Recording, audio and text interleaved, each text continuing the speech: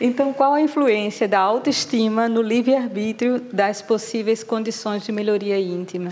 Excelente, porque você começa... Você pode repetir a pergunta do início, só para ver se eu estou ouvindo direito. Importantíssimo, né? Se eu ouvir direito.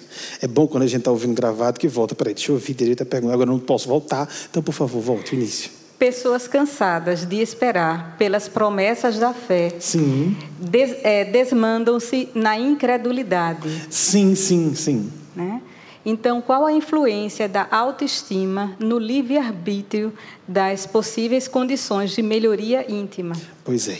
A questão toda é que se eu tenho autoestima suficiente, eu vou persistir, mesmo cansado. Eu estou tão cansado. Tem um rapaz, por exemplo, relativamente próximo a mim, que está concluindo o curso de medicina, né?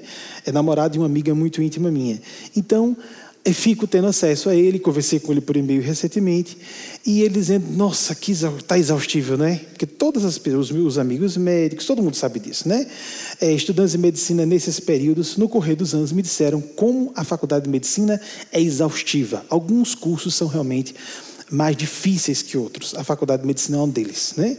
Alfarrábios gigantescos com quilos, forma de falar, de termos técnicos a memorizar mesmo às vezes é nem raciocinar. Algumas relações, né, tem uma que eram pertinho de mim até, como formado recentemente, né, eram mais ou menos. Então, e vários médicos aqui, por exemplo, que está aqui na equipe técnica, eram MacGyver, além de ser médico, né? Foi eletrônica, ele resolve tudo, tal. Também, medicina também, ele resolve qualquer parada. Então, e aí a gente diz assim, é tão difícil, estou cansado de estudar. Olha, eu passei tantos anos no ensino fundamental, como é que é? Vou ter que começar o ensino médio. Agora, os anos estão mais, 9 anos de ensino fundamental. Não, é muito tempo. Não, estou cansado. Cansei de esperar. Cansei e desisto. Alguém desiste? Não, mas estudar, ninguém duvida que tem que ir até o fim, não é? Então pronto, ensino médio. Vestibular, o quê? Depois de eu estudar desde a minha infância, sem contar o jardim de infância. Foi horrível o jardim de infância. A professora era injusta. O menino me mordeu. Nós falamos isso em assunto de fé, não é? A gente acha ridículo, por isso que é bom que a gente ria, né? Por isso o humor saudável nessa hora. Porque quando a gente trata de outros assuntos, não se aplica. Que absurdo, como assim? Você vai deixar de fazer o vestibular, você está se lembrando até da dentada que levou no maternal, ou no jardim de infância, ou pré-escolar. Perdi a minha adolescência em vez de estar curtindo. Curtindo, a pessoa acha que curtir é encher a cara, se encher de drogas, pegar DST, transar inconsciente ou semi-consciente com as drogas. Tem gente que acha que curtir é só isso. Às vezes é um barato, né? Muito hormônio. Já tive também, gente, na adolescência. Brinquei um pouquinho, como já disse a vocês. Mas tem um ponto que a coisa fica excessiva. A pessoa está atormentada. Está com a mente eclipsada, mas tudo bem. Perdi de curtir a vida, perdeu de morrer. Ela ia, se continuasse, se tivesse mais tempo, ela morria. Deus coloca os adolescentes e as crianças estudando muito com tempo curto para não fazer mais besteira do que faria nessa idade. Coitada, perdeu. Alguém disse que a criança perdeu a infância porque estava estudando? A gente diz que perdeu porque trabalhou sem estudar. Alguém diz que perdeu a fase adulta jovem porque trabalhei demais, perdi minha vida. Não diz isso, a não ser quando perde conviver com a família. Alguém diz que perdeu a vida porque se dedicou a seus filhos? Não, a não ser que queira manipular seus filhos. Eu perdi minha juventude por vocês. Ou seja, ela está manipulando ele. Agora eu quero que você faça faculdade de medicina, etc., direito. Porque, na verdade, ele ou ela queria fazer isso. Ninguém transfira seus sonhos e frustrações para filhos, e muita gente faz isso, conscientemente alguns, mas muita gente conscientemente e outros inconscientemente. Não é que eu esteja... Essa é a vocação dela. É para o bem dela. Vai ser tão bom ser médico. Aí na frente, meu filho, todo mundo vai respeitar você. Não, acabei de falar de médicos, mas estou falando de quem vai para a medicina pelos motivos errados.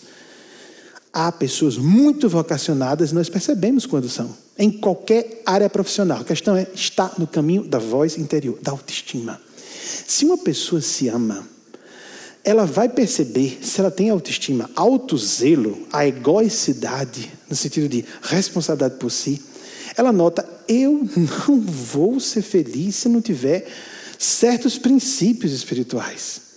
E princípios espirituais sem a convicção da imortalidade da alma, o contato com Deus, a conversa com Deus, simplesmente não é possível. Alguém vai dizer, não, vamos. Aí vamos ler os poetas. Um sergipano poeta, que é considerado uma das pessoas muito inteligentes de Sergipe, disse, se tornou amigo íntimo de um outro figurão. Eu vou dizer quem? Não posso. Não dá. É por causa da pessoa que, por causa do problema que eu vou revelar. Uma figura nacional da literatura que morreu recentemente e desencarnou, para quem quiser, houve o desenlace do organismo de matéria densa há poucos anos. E eram tão amigos que o de lá pagava, e não havia nenhuma relação sexual, viu, amigos? Não havia mesmo, porque um era mulher hétero, outro era um homem gay. Não havia nenhuma ligação, para poder deixar bem claro. Pagava a passagem aérea para esse rapaz ir lá para ouvir os desabafos dela, porque ela disse, só você me compreende. E ele dizia, Benjamin, pelo amor de Deus, esta mulher é um abismo. Eu não sei se eu aguento mais uma vez ouvi-la, ela é profunda demais e ela é o despenhadeiro. Imagina uma pessoa muito inteligente, muito culta, muito sensível, ateia, materialista. Alguém pode dizer, isso não me afeta. Einstein falou isso. A pessoa não precisa crer em Deus para ser decente. Sim, não precisa crer em Deus para ser decente, ser humanista, ser solidária, mas para ser profunda espiritualmente vai começar a ter barreiras.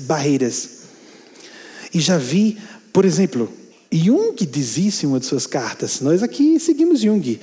A perspectiva da morte está me aterrorizando. A perspectiva da morte não está me confortando. Isso me lembra agora de um texto latino. Agora me perdoem, eu gravo poucos autores. Mas joga na internet para procurar, né? Hoje a era da liberdade de conhecimento. A equanimitas in conspectu morti. É com S no final, mas não se pronuncia em latim. Não nessa expressão, não nesse momento. Eu não conheço direito as regras de latim. Certo? Um dia desse estava Leilane Ramos me corrigindo, porque Leilane está aqui, Leilane, levante, por favor. Está aqui hoje, Leilane Ramos, que é doutora em linguística aqui. Alguém, fiquem um pouquinho. Foquem, por favor, Leilane, que é a PhD em linguística que frequenta nosso grupo. Temos vários PhDs, mestres. Por que eu estou falando isso? Para mostrar que a fé e o assunto espiritual não é uma coisa de gente primária, ignorante ou hipnotizada. Vocês acham que pessoas que passam longos anos lendo autores, quase todos ateus, materialistas, questionadores, anos sobre ano, e continuam, então, essas pessoas são lúcidas aqui presentes. Nosso trabalho é anti-lavagem cerebral, não é? Para todo mundo pensar por conta própria, questionar o que quiser, mas bem... A equanimitas in conspectu morti, é equanimidade na presença da morte. Diante da morte tudo se resolve. Jung, por exemplo, não estava assim. Muita gente morre atormentada. Mas isso ele falou vários anos antes de morrer. Se não me engano, essa carta era do início dos anos 50. Ele desencarnou 10 anos depois, praticamente, que ele desencarnou em 61. Então ele pode ter feito as pazes consigo mesmo, desconheço. Essa é uma carta antiga dele. Então...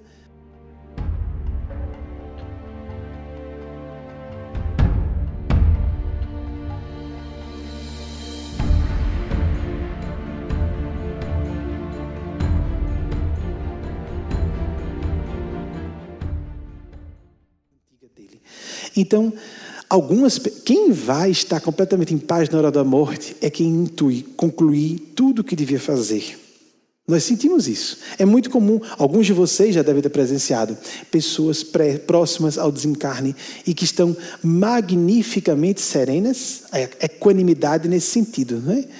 E não tem nada mais a dizer, a reclamar, a chorar. Olha, interessante isso.